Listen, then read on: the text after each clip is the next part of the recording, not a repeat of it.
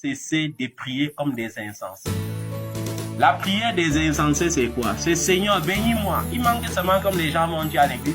Seigneur, bénis-moi comme toi-même. Bénis-moi comme toi-même. Amen. Parce qu'ils ont tendance à vouloir toujours imiter les gens. Il y a des gens qui vont dire, Seigneur, bénis-moi comme Esther. Mais je vais te demander une chose. Es-tu aussi une reine comme Esther fut reine? Es-tu une reine capable d'être humble?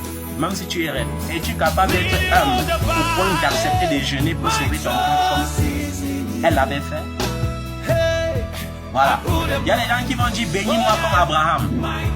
Peux-tu répondre à Dieu Amen sans discuter comme Abraham? Dieu a dit à Abraham, quitte ta famille, quitte les gens de ta maison, va dans le pays que je vais te montrer. Dans ce pays-là, je vais te bénir. Abraham n'a pas dit que Seigneur, toi qui? Il n'a pas dit Seigneur, attends d'abord, je ramasse ceci ou cela. Il n'a pas dit Seigneur, attends, je consulte ma famille. Il est parti. Est-ce que toi, tu peux faire ça? Toi qui demandes à Dieu de te bénir comme Abraham. Est-ce que tu peux supporter la bénédiction d'Abraham? Est-ce que tu peux supporter son endurance? Est-ce que tu peux te rendre à l'évidence que, en effet, Dieu te demandait dans un pays déjà occupé et ne pas bouder comme Abraham l'a fait? Parce que quand Dieu a dit à Abraham pas, il a envoyé à Canaan. Canaan a été peuplé par les Canaaniens. Mais Abraham a continué à garder la foi, disant si Dieu m'a envoyé ici, ça veut dire que ça c'est mon pays. Est-ce que toi tu es capable de faire cela? Toi qui dis bénis-moi comme Abraham. Amen. Amen. Est-ce que tu es capable de faire comme Joseph? Toi qui dis bénis-moi comme Joseph. Qui face à l'élan de la haine familiale a répondu par un élan d'amour. Parce que Joseph était bien aussi capable de reconnaître ses frères depuis le premier jour qu'ils sont venus faire les achats de nourriture en Égypte et de les chasser ou de les emprisonner. Mais il a plutôt pris soin de les remettre leur argent et de leur donner de la nourriture. Est-ce que tu es capable de faire ça? Quand toi, tu as un cœur rempli de rancune, mais tu dis bénis-moi comme Joseph. Est-ce que tu es capable de faire ce que Joseph a fait? Chacun a sa propre histoire avec Dieu. Chacun a sa propre histoire avec Jésus. Quand Jésus te montre les exemples comme Abraham, Isaac et Jacob, ce n'est pas pour que tu dis Seigneur, bénis-moi comme Abraham. Non. C'est pour que tu dises Seigneur, bénis-moi selon le dessein que tu avais prévu pour moi. Amen. Amen. Bénis-moi selon le dessein que tu avais prévu pour moi. Parce que si tu n'apprends pas à demander à Dieu de te bénir selon le plan qu'il avait prévu pour toi, tu vas passer ton temps à vivre la vie des autres sur la terre. Tu n'es pas sur la terre pour copier. Chez Dieu, il n'y a pas de copie. Chez Dieu, il y a les originaux. Amen. Amen. Avec ton mariage, Dieu a préparé un mariage original pour toi. Amen. Amen. Il a préparé un travail original pour toi. Amen. Amen. Il a préparé un voyage original pour toi. Amen. Amen. Certains pour être bénis sont obligés d'aller passer par la Libye, traverser le désert avant d'entrer en Europe. D'autres sont capables d'aller traverser par la Grèce, traverser dans la forêt avant d'entrer. Amen. Mais d'autres aussi prennent le visa normal et partent à Simalène, prennent leur avion et arrivent. Et chacun est béni en sa façon. Amen. Amen. Mais Dieu n'a pas prévu pour toi des bénédictions qui se font suivre des chagrins.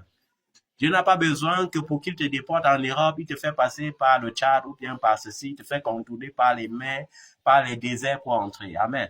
Amen. Parfois, c'est à cause de l'esprit de concurrence, l'esprit d'envie, que nous sommes obligés de forcer la main à Dieu. On ne force pas la main à Dieu. Quand ton heure arrive, quand ton temps arrive, tout s'accomplit et seul. Tout s'accomplit et parfaitement. Amen. Amen. Comme cet enfant qui vient me dire, papa, ce mariage doit être grand, mais nous avons encore beaucoup de retard. Et papa de dire, tu te souviens d'Élisée, le jour où il a pris 20 pains, il a donné à un de ses serviteurs de nourrir 100 prophètes avec. Et son fils prend les 20 pains et il regarde 100 personnes et dit que, maître, même si on coupe car des pains là, tous les gens vont manger comment? Et il faut qu'il mange et qu'il se rassasie. Et il pas dit à son père, mais mon Seigneur, comment pouvons-nous faire pour nourrir 100 personnes avec 20 pains? Il dit, va et donne-leur, car ainsi parle l'Éternel. Ils mangeront, ils se rassasieront et il y aura du reste. Amen. Et nous devons comprendre que cette prophétie veut dire que Dieu attend souvent le déclic. Le déclic pour que la parole s'accomplisse dans ta vie. Le déclic, c'est la bienveillance. Il y a parfois Dieu, voulant te bénir, envoie des anges sans ailes. Un ange sans ailes peut être une femme qui passe à côté de toi avec un bébé qui pleurniche. Il attend seulement de voir comment tu seras bienveillant envers ce bébé ou envers sa maman. C'est pourquoi il y a les jours où je passe, je trouve un bébé inconnu sur le chemin. Même comme en Afrique, tout est devenu tabou. Quand tu veux faire du bien, parfois on se méfie. Je prends quand même le risque. Oh bébé, ça va? Oh, tu ressens la présence de Dieu. Et pour ça, il faut que je te bénisse. Maman, ton fils là, il boit déjà les yaourts, oui. Bon, il faut que je lui donne les yaourts. Parce que je ne dois pas donner le. Je dois donner les. Parce que j'aspire aux bénédictions. Et non à une seule bénédiction. J'aspire à beaucoup de bénédictions. Pourquoi? Parce que la Bible dit, l'homme ne peut donner que ce qu'il a reçu depuis le ciel. Si je ne reçois pas beaucoup du ciel, comment je vais transmettre dans le monde? Donc parfois c'est ça. C'est que les enfants aujourd'hui sont de moins en moins bienveillants. Les enfants aujourd'hui ont tendance à vouloir imiter tel. Tel a fait comme ça, il faut que je fasse comme ça. Tel a déjà construit la maison avec tel design, il faut que je construise la maison avec tel design. Tel s'habille comme ça, il faut que je m'habille aussi comme ça. Non, chez Dieu, il n'y a pas de copies. Chez Dieu, il y a les originaux. Amen. Amen. Abraham a eu son histoire originale avec Dieu. La vérité, c'est que Dieu ne te bénira pas comme Abraham. Même si tu veux, tu jeûnes, tu pries, tu récites. Seigneur, bénis-moi comme Abraham. Il ne te bénira pas comme Abraham. Parce que la vérité, c'est que tu ne peux pas endurer ce qu'Abraham a enduré. La vérité, c'est que tu ne peux pas prendre le risque de marcher à pied dans le désert pour aller de nation en nation. Parce que tu as confiance en ton Dieu comme Abraham l'avait fait. Amen.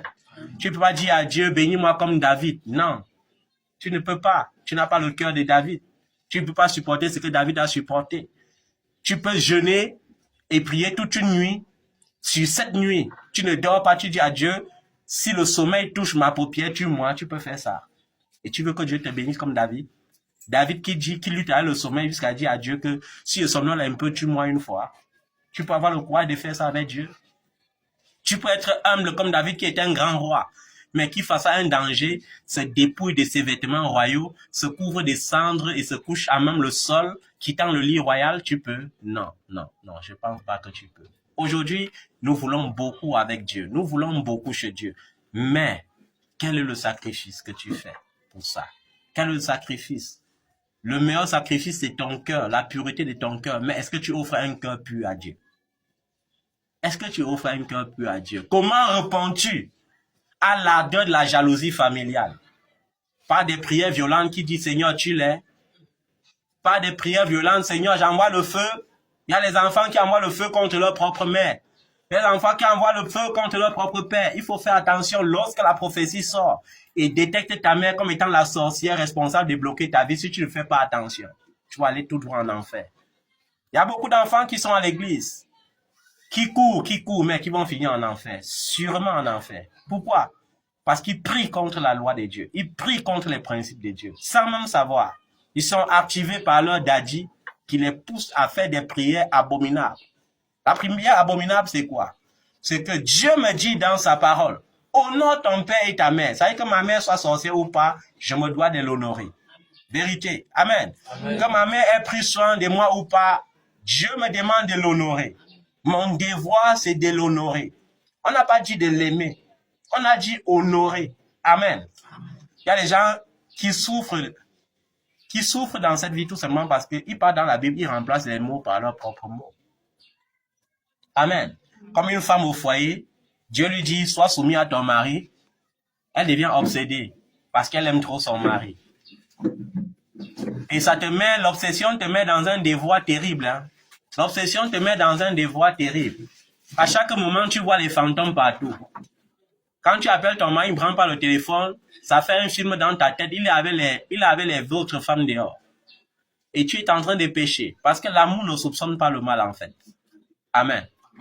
La seule personne que nous devons imiter, c'est Jésus. Jésus, c'est l'amour. La Bible dit Dieu est amour. L'amour couvre une multitude de fautes. L'amour est le lien de la perfection. Donc, si tu veux être parfait, pratique l'amour. Amen. La seule chose qui peut rendre un homme sur cette terre parfait, c'est l'amour. L'amour ne juge pas. L'amour ne critique pas. L'amour ne soupçonne pas le mal. L'amour ne se réjouit pas du malheur qui arrive à l'ennemi. L'amour se réjouit de la vérité et de la justice. Amen. Amen. Nous devons faire attention. Chacun a sa propre histoire avec Jésus. Amen. Amen. La semaine dernière, par la grâce de Dieu, nous avons fait un culte.